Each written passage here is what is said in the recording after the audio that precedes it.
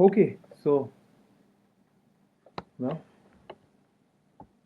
welcome to the webinar today. Well, today what I want to talk to you about, and this is mainly for the patients in homeopathy, is what the patient need to actually observe within themselves for effective homeopathic treatment. And I want to share with you what I've learned and what I've clinically applying. Why hasn't homeopathy worked for you? And I know many of you come to us and tell us that, well, homeopathy has worked for my uncle or my aunt or someone, but मेरे फर्क नहीं पड़ा अभी तक. It hasn't worked for me. Why hasn't it worked for you? And how we can work. So I want to take you right back to 1755. This is our grand old man. This is our guru. This is Dr. Samuel Hahnemann. He's the person who discovered homeopathy. And the main idea of homeopathy are these three laws. The first law is the law of similars, which means that like cures like. The second law or the second idea is the idea of proving, which means that we have about 5,000, 7,000 homeopathic remedies, out of which we have to choose one for you. And when we say law of similars and like cures like, means that we need to find a remedy which matches your exact personality type, your nature, your temperament, your exact state. So, how do we work actually? I want to tell you that homeopathy actually, in today's words, if you want to use, it actually works at immunological and hormonal level, which in previous years would be called as a life force or a vital force. But there is a connection between this immune state, this hormone state, and the state of mind. There's an entire connection here. So let's come back to the main thing. Why is homeopathy not working for you? And there's only one reason majorly, is not giving an exact case history. Somewhere down the line, maybe you haven't given a proper case history, a history at depth. You haven't told very minutest detail about yourself. So let us go over the different aspects in a case and what are the things that you could probably tell more to your homeopath who can help you further. So we start with the first thing, the chief complaints. Now patients often tell us that we have told everything, doctor. वापस क्यों बोलना है? So I want to tell you that in homeopathy, very minute details are important. What is happening, when it is happening, what increases it. For example, is it more in the day, more in the night, more aggravated by cold weather, more by warm? Whom it is happening to? Who is the person whom it is happening to? For example, one of the patient recently came to me and told me that, doctor, I feel numb in my leg. I said, what do you mean by numb? I said, in the ankle, I feel like a numb. I said, when do you feel it?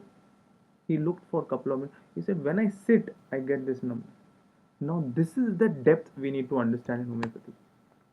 So, in homeopathy, we go in depth, study a software, we study a symptom, for example, numbness, ankle, sitting while. And one of the remedies there is snacking. This is the exact symptom that's needed in homeopathy. So, if you're going to tell about your chief complaint to your homeopath, you have to tell in depth from head to foot every single pinch, every single change that you find. Again, the homeopath is skilled here to actually observe from very small gestures of yours. Different patients sits in different way. One patient will come and sit in a very nervous way, will get very restless. Another person will sit with a lot of ego. Another person will just be a little bit forward while sitting with showing a little bit of respect. Another one will have a lot of ego. So very small gestures we observe in patients. This is very important for us, and this is where the skill of the homeopath is important. Also the language. I want to tell you, we have treated cases of cancer, of coma, of deaf and dumb. But it's not only what you talk, but sometimes how you talk, which is important. The homeopath is actually skilled to read between lines. And this is something that our great masters, Dr. Sankaran, for example, has worked a lot on understanding what the patient is saying more than what he is just talking, going behind the words. So this is where it's important for us to not just understand your situational symptoms, but your basic symptom, what we call it as your your symptom which is at your deepest core level. For example, everyone gets nervous before exams. Do you know anyone who doesn't get? Everyone feels nervous before a marriage. Everyone feels stressed when his boss shouts at him.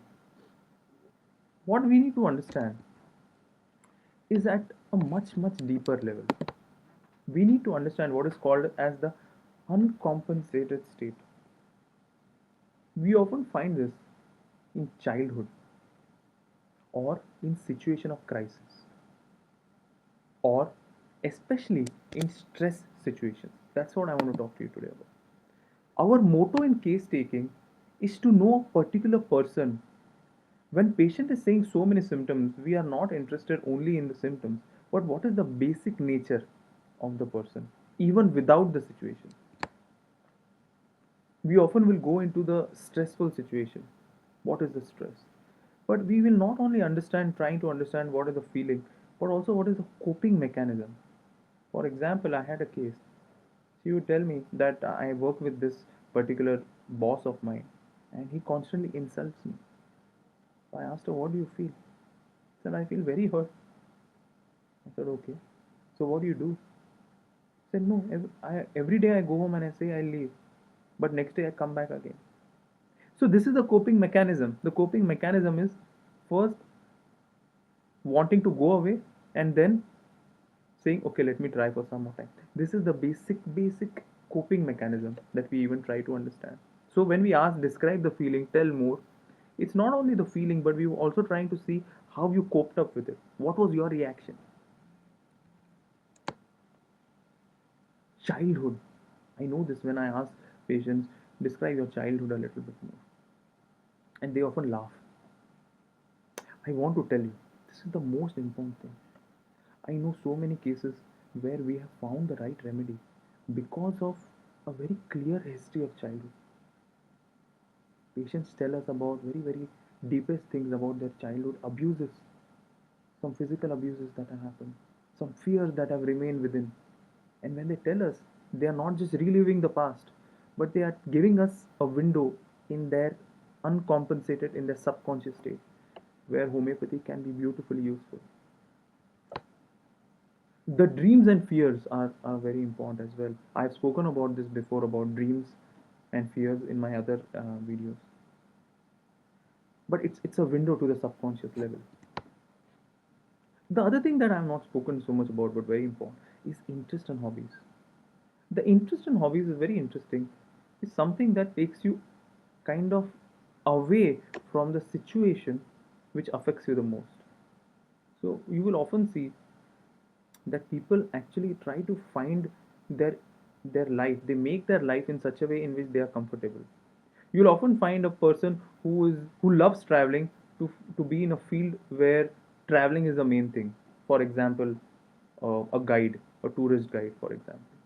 You'll often see people who like to who like the stage to be in a kind of, they make their life in such a way that they'll find situations where they like to be on stage. I remember this particular case, a case of arthritis, and I asked him, what do you like to do? He says, I just love traveling. I said, why do you like traveling? He said, I like to go to different parts of India, stay with the Adivasis. I said, why do you want to stay with the Adivasis? He said, when I go to different areas and I meet Adivasis, I like to make deeper contact with their culture. I like to live with them, understand their language. And this was his basic state where his main symptom was communication. He wanted to communicate with everyone, make connection, make bonds. And that helped us to find the remedy for it. This is where, for a homeopath, just one more deeper symptom you give, and he might find a key for your case. The other thing that often patients are unable to tell us, or maybe they are unable to share with us, is the life space and relationship.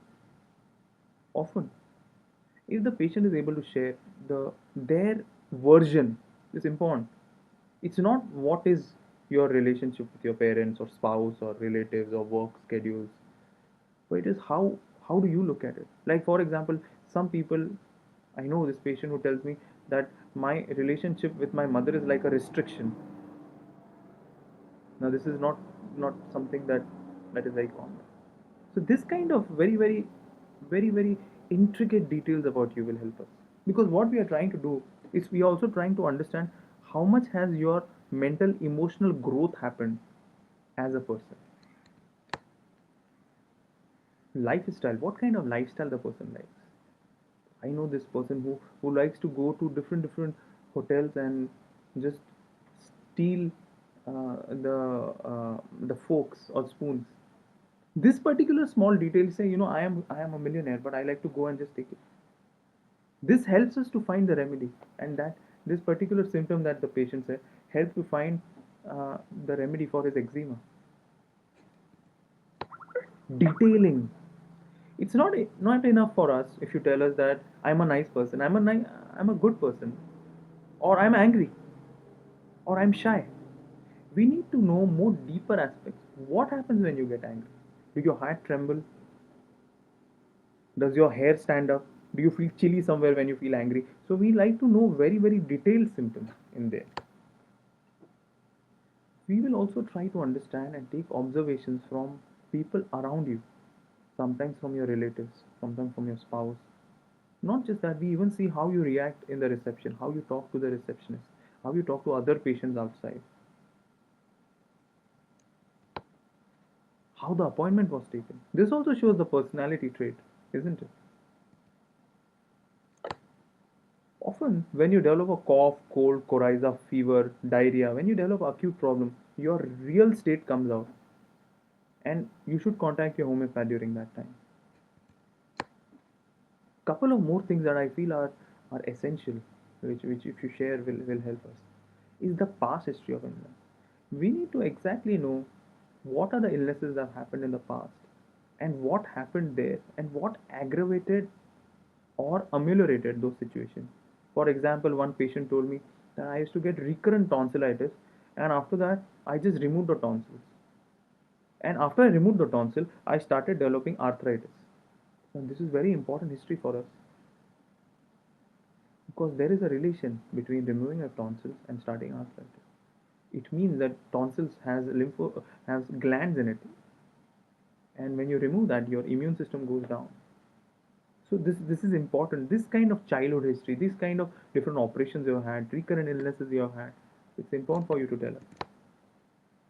Also, the history of allopathic medicines, whether you had any side effects with allopathic medicine, whether we know of cases where patients have started the symptom due to allopathic medicines. So knowing this helps us. Family history. We have so many times seen where there is a history of cancer in the family, the patient developing certain symptoms like or of, as if there is a little hereditary issues of tuberculosis, paralysis, diabetes, syphilis, gonorrhea. So family history is very important for us. We want to know what goes on in your mind when you're not doing anything. Very often I ask, what goes on in your mind when you're not doing anything? And they are like, okay, I'm on the phone. Okay, I don't know. So we are trying to remove you from your voluntary state of mind. We want to understand what actually goes on in your subconscious state. Complete, exact details. So few suggestions to me that I want to tell you. Put your mind off when you're giving the cases. Trust the homeopath. Trust the process is going you. Feel experience. Don't try to by heart points and come and tell us one by other. Just be there. Go with the flow. Trust the process. Homeopathy and homeopathic medicines are the most effective and most classical medicines in the world.